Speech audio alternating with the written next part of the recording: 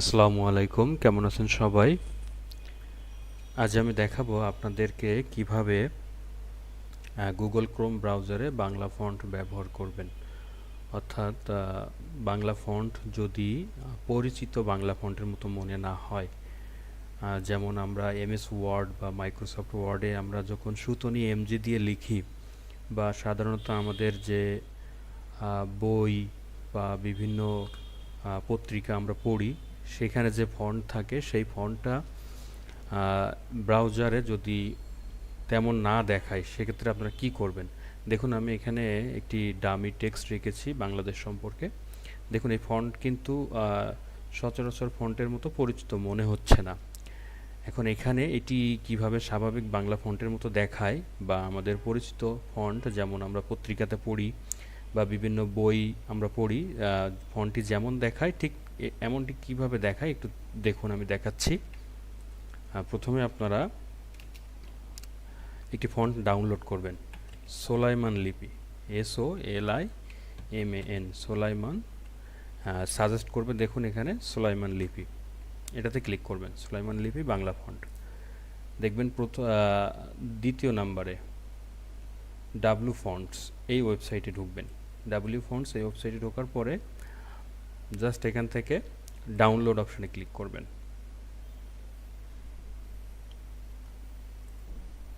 Just হচ্ছে save দিবেন, download ফোল্ডারে সেভ দিবেন। ওকে, ডাউনলোড হয়ে গেছে। এখন আমি ওই লোকেশনে যাই। এটা একটি জিপ ফাইল, এটাকে আনজিপ করবেন। এখান থেকে এক্সট্রাক্ট হেয়ার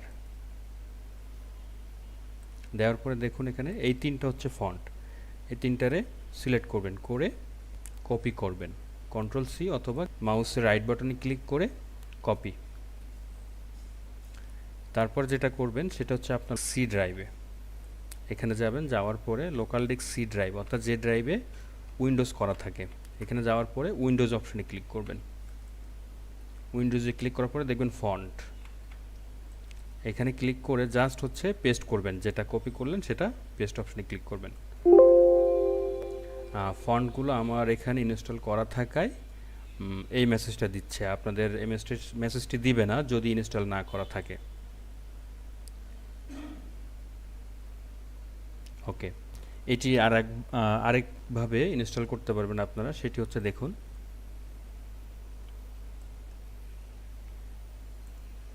জাস্ট আনজিপ করার পরে এরপরে ডাবল ক্লিক করবে, করে হচ্ছে ইনস্টলে ক্লিক করবেন। এভাবেও কিন্তু ইনস্টল করা যাবে।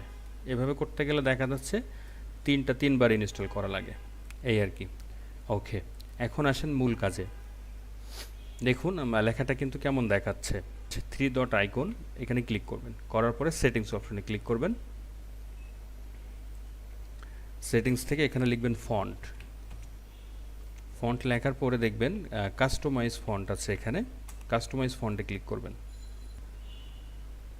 ওকে, তারপরে এখানে দেখবেন আপনাদের ডিফল্ট ব্রাউজারে যে ফন্ট থাকে সেটি আছে, এটাকে জাস্ট চেঞ্জ করে দিবেন। এই যে স্ট্যান্ডার্ড ফন্ট এখানে দিবেন, SO চাপ দিলেই কিন্তু সোলাইমান লিপি চলে আসবে। আপনি শুধু সোলাইমান লিপি তা কিন্তু না, আপনি অন্য বাংলা ফন্টও ব্যবহার করতে পারবেন। SO এটা হচ্ছে আমাদের পরিচিত যে সচরাচর বাংলা লেখা আমরা দেখি, ঠিক তেমনটাই দেখাবে। কিবোর্ডের SO প্রেস করলে আপনারা হচ্ছে সোলাইমান লিপি পাবেন, অথবা এখান থেকে আপনি খুঁজে খুঁজে বের করতে পারবেন এইভাবে। ওকে, আমার কাজ শেষ, আমি ব্যাক করলাম। এখন দেখুন ফন্টগুলো কিন্তু চেঞ্জ হয়ে গেছে, কত সুন্দর দেখাচ্ছে।